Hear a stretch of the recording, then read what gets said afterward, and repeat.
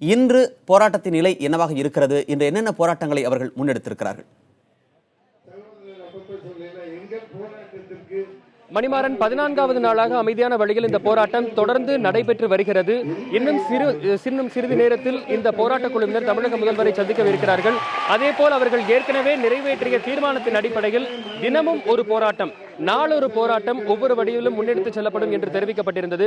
அதன் ஒரு வடிவில் இன்று புத்தர் கலைக்குழுவை சேர்ந்த கலைக்குழுவினர் இங்கு நடனமாடி தங்களுடைய விவசாயிகளுக்கான ஆதரவை தெரிவித்திருந்தார்கள். தற்போது அந்த புத்தர் கலைக்குழுவின் தலைமை கலைஞர் திரு மணிமாறன் நம்மோடு இருக்கிறார். அவரோடு பேசலாம். வணக்கம். இந்த மாதிரி ஒரு கலை மூலமா விவசாயிகள் நடத்தக்கூடிய போராட்டத்துக்கு ஆதரவு தெரிவிக்கிறீங்க, இதோட நோக்கம் என்ன?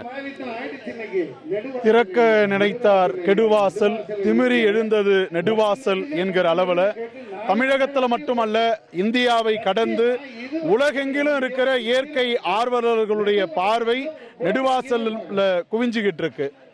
இயற்கையை சீண்டுனா அது நம்மை தீண்டும். இந்த உலகத்துல யாரும் யாரையும் பகைத்து கொள்ள முடியும், ஆனா இயற்கையிடம் அப்படி அணுக முடியாது.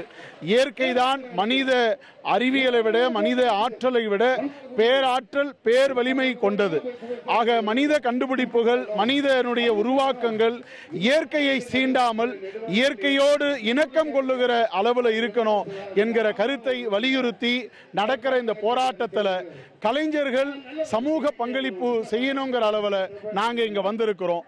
வந்து மீத்தேனு வேண்டாம், ஹார்போரோட்டும் வேண்டாம், கூடங்குளமும் வேண்டாம், உங்க கூப்பாடே வேண்டாம், எங்க நிலம் எங்களுக்கு வேணுங்க, நாங்க எங்க பாடு இயற்கையோடு வாழ்வோங்க என்கிற கருத்தை மக்கள்கிட்ட பாடலாவும் உரையாவும் பறையிசை மூலமா வெளிப்படுத்தி இருக்கிறோம். குறிப்பா அமைதியான வழியில நடக்கக்கூடிய ஒரு போராட்டத்துல ஒரு கலையோடு சேர்ந்து மக்களுக்கு விழிப்புணர்வு ஏற்படுத்தும் விதத்தில் ஒரு நடனமாடி மக்களை அந்த போராட்டத்துக்கு ஒரு ஆதரவு கொடுக்கிறது அப்படிங்கிறது எவ்வளவு முக்கியத்துவம் பெறுது, எவ்வளவு எளிமையா மக்களை போய் அது சென்று சேருது? மிக முக்கியம். கலை அப்படி என்பது உழைக்கும் மக்கள்கிட்ட இருந்து பிரிக்க முடியாத ஒரு விஷயம். இன்னொன்று பறை என்பது இப்ப பாக்குறீங்க, தோல்ல இருக்கு, தோல்ல தொங்கிக்கிட்டு இருக்கு, மாட்டு தோல்ல இருக்கு, உள்ள மரக்கட்டை இருக்கு, கையில மரக்குச்சிகள் இருக்கு.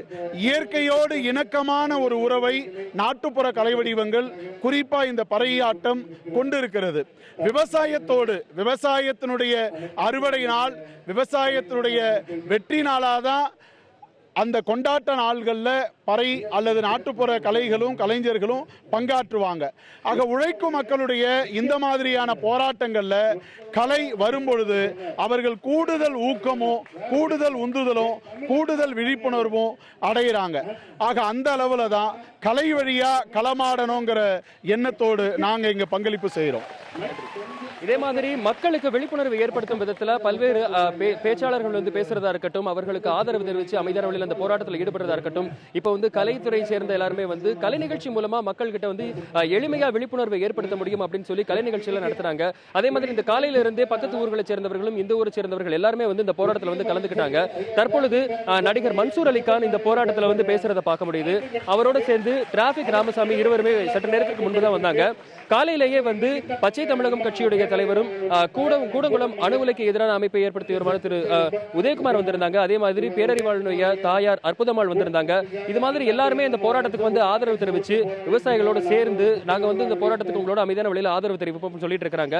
தொடர்ந்து பல இடங்களிலும் மாணவர்கள் எல்லாருமே போராட்டத்தில் ஈடுபடுத்திட்டு இருக்காங்க.